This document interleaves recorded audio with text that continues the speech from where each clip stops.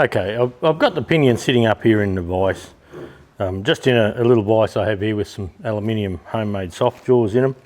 And look, what I probably should have shown you when I was showing the taking off of the bolts here and using my thin socket is that the PTO gear does come off, and you can do this in the housing. Now there's a little gap in the snap ring here.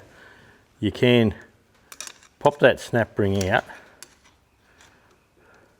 It's like a spiral snap ring. You can pop that fella out.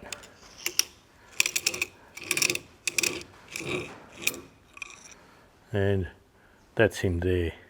And you can see a little groove just in there. Can you see that? Yes, you can. And you can put your screwdriver in there and pop him out. I'd sort of forgotten about that, but that lets you, in the tractor, pull this PTO gear out and replace it if you need to, without doing the major and upsetting all the pinion preloads and things like that. So this fella here, I'll just see, yeah, look, it's that loose I can just undo it with my fingers.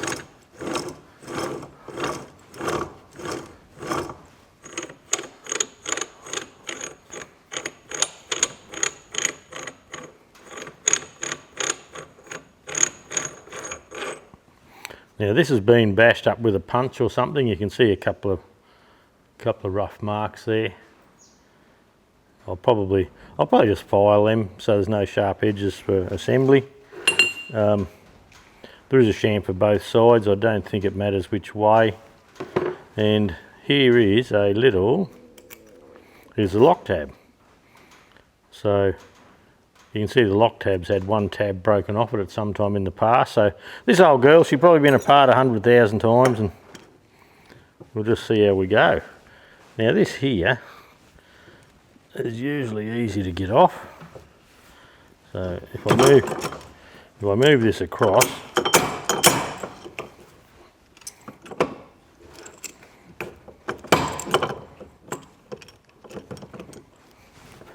I might just give it a, there we go.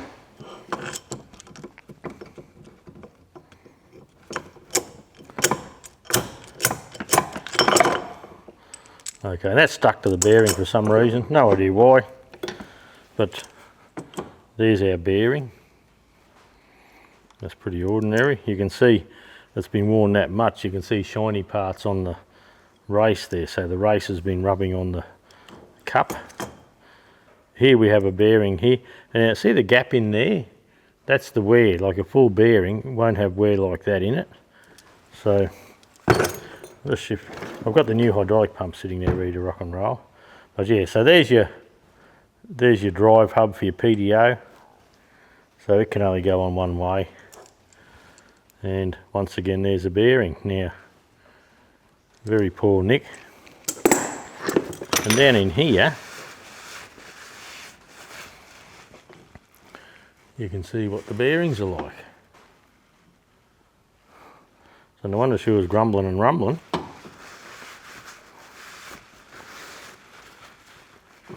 So look, that's easy enough. This bearing on the end of the pinion, these here, I won't do it on camera, but you just put a big punch in, not a pin punch, but a tapered punch in, and knock them out either way. And we have to make sure we clean this oil hole here, and that lets oil come in. I'll show you that before I put the bearing in actually. It should run around the side there, and I may even be able to poke that through the bearings. You can just see it. You can just see it there. So the oil from the diff goes into the housing, runs down through here, and gets fed into the groove between the two bearings here. So that's how it gets lubricated when the tractor's rolling along, which is when your cranwheel and pinion's being used. So I'll do that off camera. I've still got to find my bearings yet. They'll be here somewhere. Now, once again, with the soft jaws in the vise, I can tidy him up here, tighten this up, and there's a little snap ring Oh, that's all broken. So I'll have to find myself something like that. And then this bearing can be pulled off. So I'll, can I just bump that off at this stage? Let's have a look.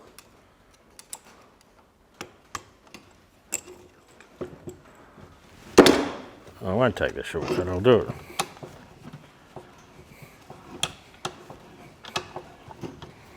And this bearing here is actually a prick to get off, because you can come down here and give it a bit of a bump, or cut the cup off here and get a bit of a bump on the front edge, but until you can get in behind there for a bearing separator, you've got to be a bit rough, which there was probably a proper tool for that, but I've never seen it, or never owned one at least, so, or seen it. Yeah, so that's gone. And now this bearing, I'll get a little two-legged puller and we'll pull that off. So I'll get that off. I'll belt shit out of this bearing and get it off, because there's no nice way to do it. And I'll bring everything back once I've washed it up, and yeah, I'll give you a look at what we're up to there. Okay, this is something different. I was looking at getting this bearing off and the cage come apart, and I was doing the usual, you know, a bit of an old coal chisel up against the lip there to give it a bump, and I got a big old brass punch I could come in with, and a really finely ground coal chisel to come in here under the lip. And anyway, I thought, let's have a go with the Sparex induction tool. So back ages ago I did a bit of a review on this, and it was a pretty good bit of gear, and I've just made the coil the shape of the taper here, and I suppose I should get it down to the thicker area of the taper. And I'm going to press the button and see if that'll heat it up enough that I can just bump it off. I've never done this before. Let's have a go, eh?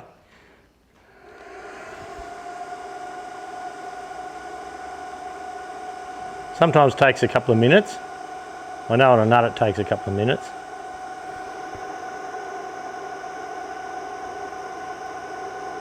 Oh yeah, there's a bit of heat coming in there.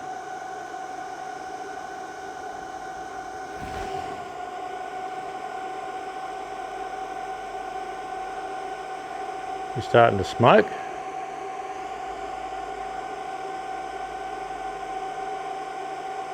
I've never done this before, got no idea at all if it's going to work.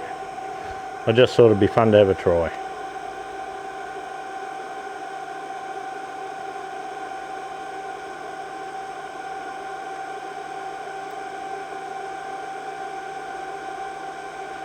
I'd like to get enough heat in to move the bearing, but not enough heat in to change the temper of the pinion, and if we're quick I should be okay.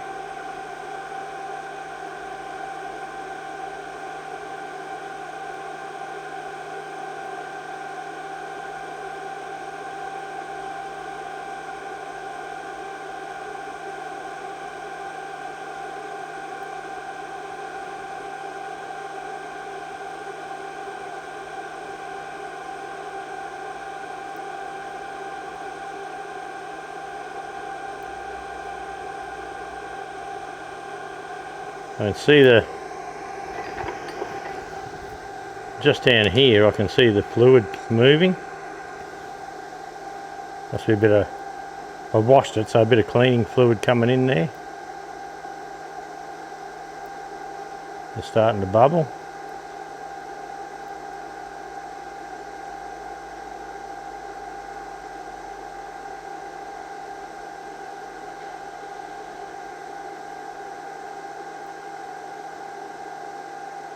There's no colour there at all. Okay. The machine's gone out on over temp.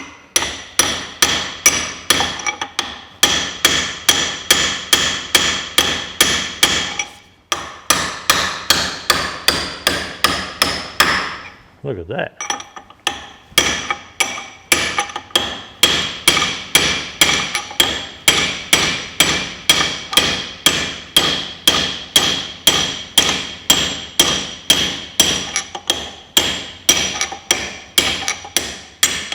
Looky, looky. I've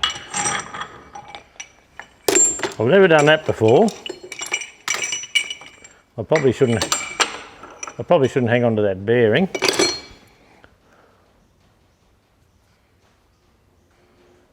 The pinion's a little bit hot for me to hold onto down here, but up here it's okay.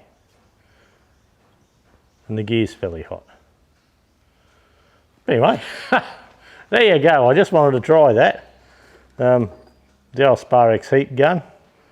Yeah, I took it as long as it'd go in one go, so well, that's good enough. The bearing's off, that's all we need. So what I'm going to do now with all these rust pits and things here, I'm going to wash this in the parts washer, and I'll set him up in the bead blaster. And I'd like to bead blast just with glass beads, not highly abrasive stuff, but just cleaning through all these splines here, and I'll run it up the teeth. It doesn't hurt the teeth. A bit of a bead blast through there, like it'll get any rubbish out of the teeth and give us a nice new place to start. And while I'm there, I might do these things too. Like it just gets the rust and all off. You can have them clean, but it helps get the rust and all off. So I'll probably clean all this stuff up. And yeah, I just thought I'd show you that. I didn't know if it was going to work, and it did. So winner winner chicken dinner. Okay, those who've been watching the channel for a while know that I have a little chip cooker, and I cook my bearings up in that. And the pinion bearing is an S40907, and what I'm going to try and do is get the bearing out and drop it over the top here, get the punch and make sure it goes right home. I'll just have a feel around, see if I can find it.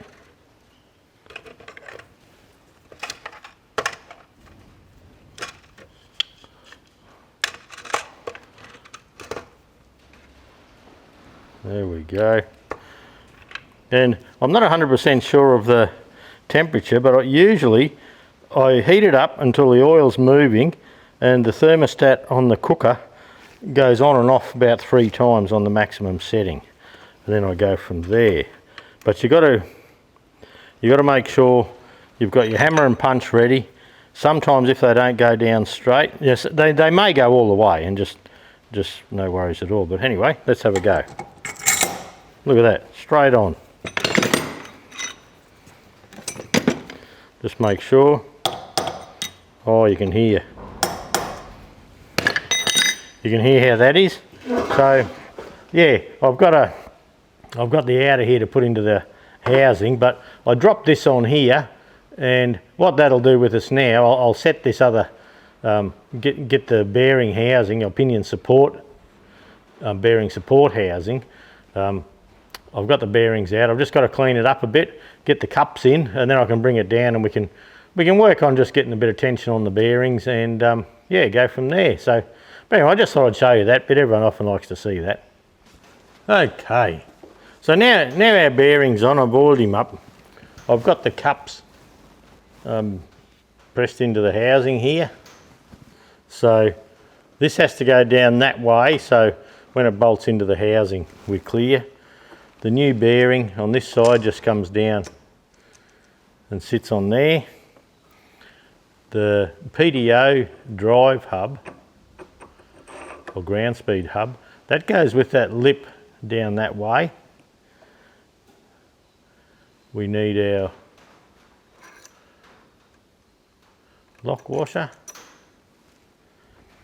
and our nut. Now I've tidied up our nut, but the nut can go either way. So at this stage, I've had this on and off a couple of times just to make sure that everything was lining up for the filming and things like that. So that's all good. So once you get down here, put a little bit of tension on the bearing.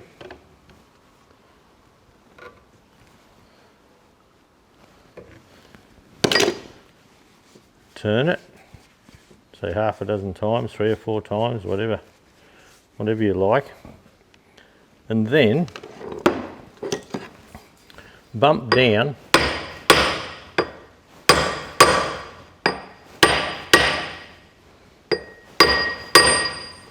And what we're doing there, we're just making sure all the rollers are in the right place. And you'll notice that tightened up just a little, or loosened off I should say, just a little bit. So we'll, yeah. There is a torque for this, as in putting a spring scale around and pulling it, but most of you won't have that. So what I probably like to do is tighten him up, probably fairly tight, turn him again,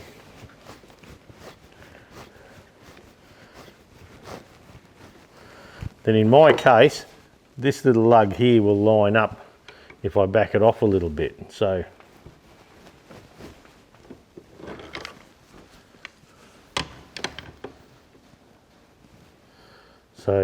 back here you can see the adjustments set fine on the whole thing. That back here you can almost turn it with your fingers, and you can see that runs on a little bit on its own. You don't want that.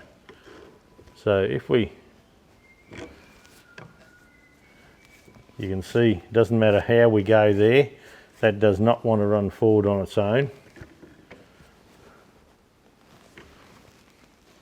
And that little tab there is lining up now, and look, that feels fine. It's a feel thing. I've been doing it for a long time, and I was thinking of a way, you know, hanging on to this and putting a bit of string around here and a pull scale and all that, but it's just, if on mine, once I tightened it down, over tightened it, you know, went through 2 or 3 times making sure all the rollers are sitting where it is, and you can see the difference was about a 1/16 of a turn. Yeah, this lug here, if it lined up it was loose, I could almost finger tighten it. This one here has made it tight, so that one can probably knock up in there and keep it going there, or keep it locked in. So if I get my little screwdriver here, I should go and get my hammer out of here a minute ago, and then I've run off, done something else.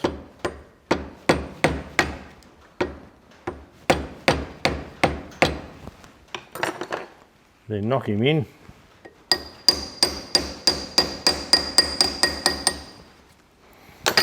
That is now ready to put back in the housing. Now this collar here, it can go on, but look, it can just as easy go on in the housing too, so I'll probably show you that. This spiral ring here, it needs a bit of a bath in my case, but we'll go over, we'll set up at the tractor, and we'll just bolt this back in. This bolt was at the bottom. We have a little locating dowel there to look at to make sure that goes in the right place. And also there is the hole in the side there, and there's a hole in the transmission case that the crown wheel flicks oil up and it catches it and it runs it down in to lubricate these bearings while you're going along. So we've got to line all that up, and you may remember that I put a dot on the pinion on the housing here. So that's locked up. Now all we need to do, if we bring this up in the vise, we need to put this bearing on, and I have to leave myself a note because I haven't been able to get a little clip for there, so, and I broke the old one coming out, so I'm pretty sure the bearing's not going anywhere, but you just never know, and it was put there for a reason, so we'll put one there. If I can't actually find the wiring I'm looking for, I may go for just an external snap ring. And sit that in the hole and see if that's good enough to locate. So, okay, there you go. I'll see if I can find that bearing, and we'll get this ready to pop in the housing.